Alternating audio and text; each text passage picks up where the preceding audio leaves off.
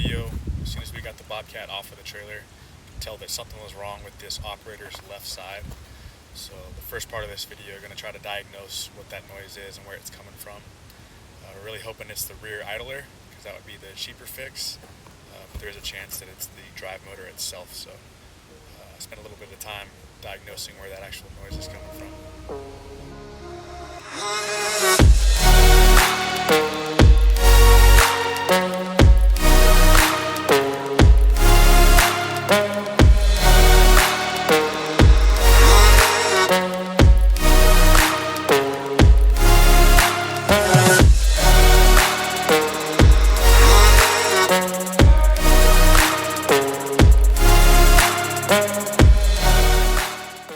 So to start off, I wanted to get everything cleaned up. I wanted to make sure that the noise that was coming out wasn't based on the sprocket rubbing against a rock or something caught up in between the track that's causing the noise, and make sure that we got most of the dirt and rocks out of there, because there was quite a bit. So started with that, and then started going through some basic diagnostics.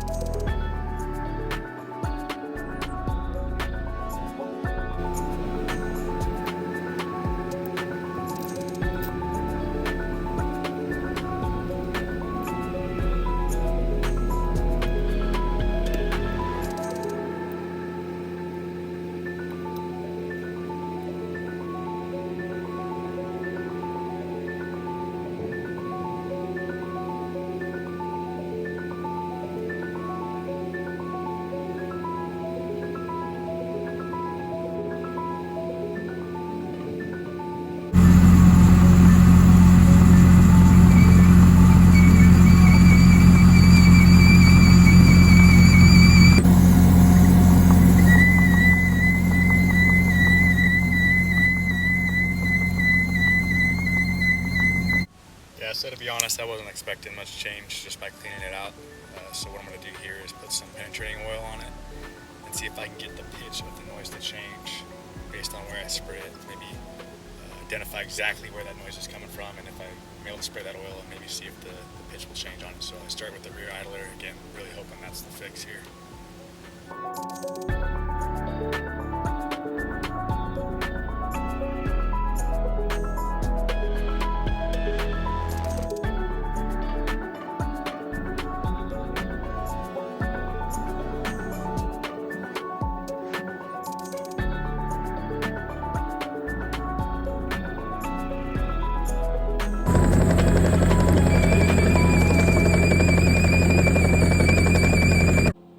So no major changes with the penetrating oil, so I needed to recruit another hand to help me identify, so that I can actually look at the motor, the drive motor, and the rear idler while the tracks are moving.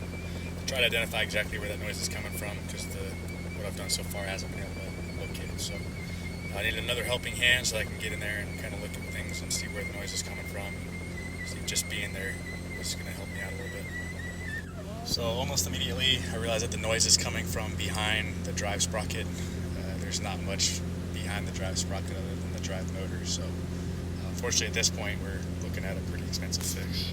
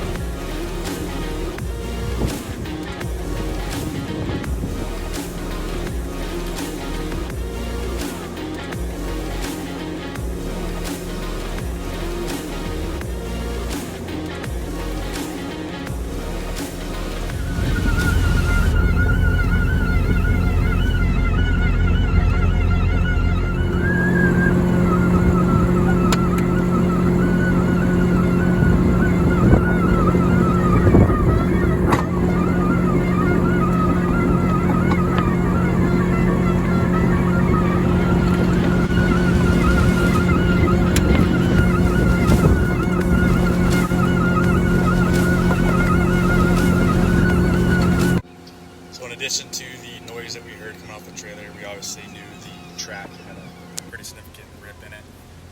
One of the teeth, the bars that the teeth are part of, came out of the track, as you can see. That's what's one of the problem is on the operator's right-hand side, but ultimately we're going to have to get a set of tracks for the machine anyway, so for now, just getting the machine moved up to where we can work on it a little more long-term. I don't want to be tied up in anybody's workspace, so moving it out here to where I can work on it and not be in anybody's way. We're going to tear into it and kind of see what's going on. I'm going to start by pulling that sprocket off, looking at the drive motor and seeing where we need to go from there.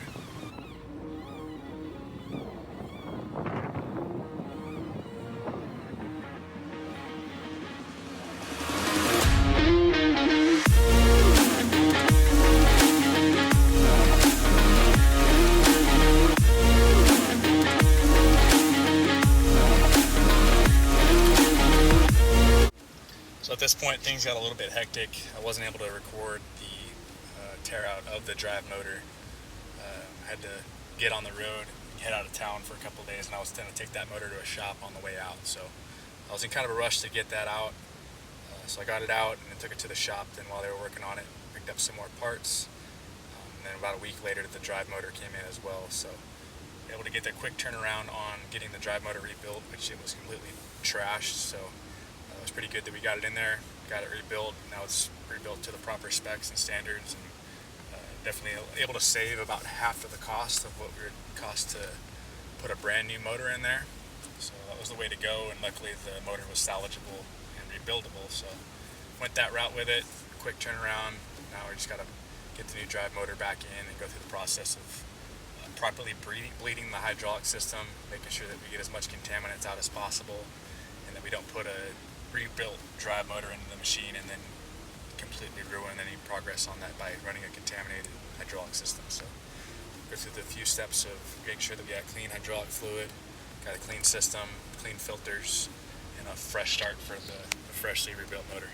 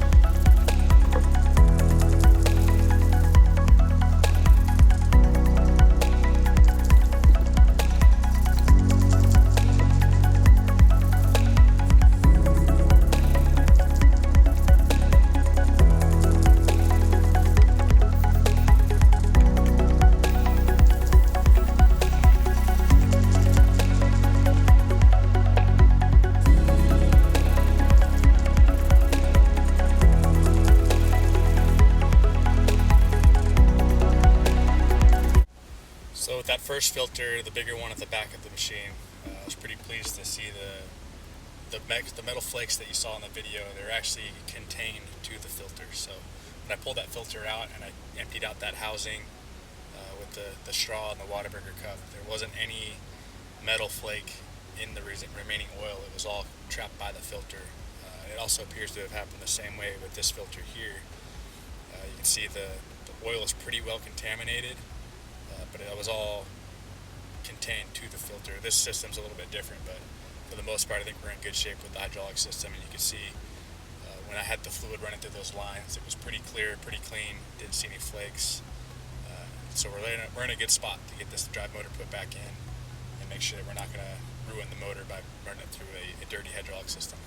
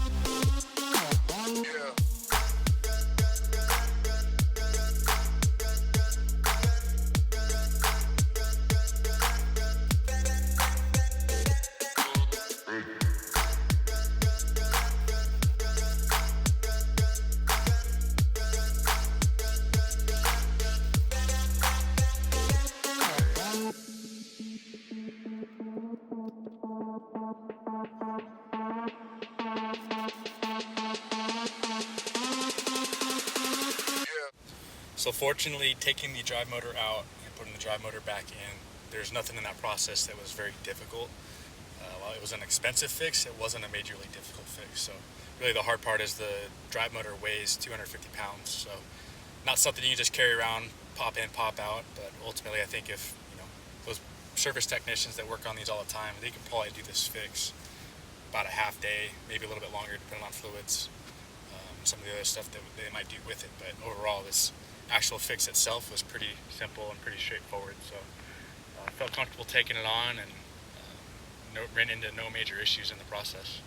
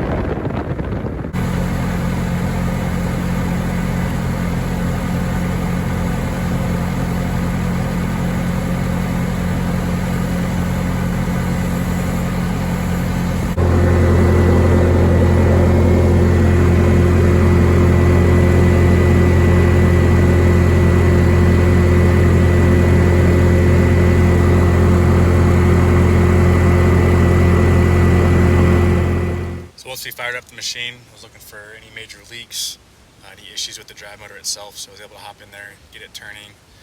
It runs under the power of the joystick, and the system started to bleed itself almost immediately, which you can see the bubbles at the top of the fluid reservoir. So we're ready to put it back together and start working on getting the tracks on.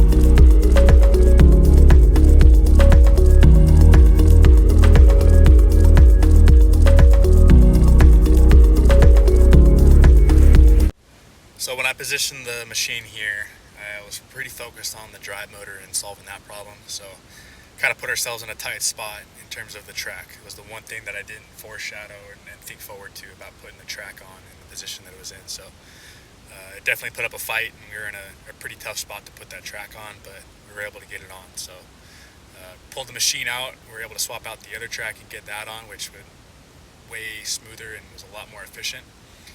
So now the machine has new drive sprockets, new rear idlers, and new tracks on both sides of the machine. So we're on a pretty stable platform here, as well as having that drive motor rebuilt.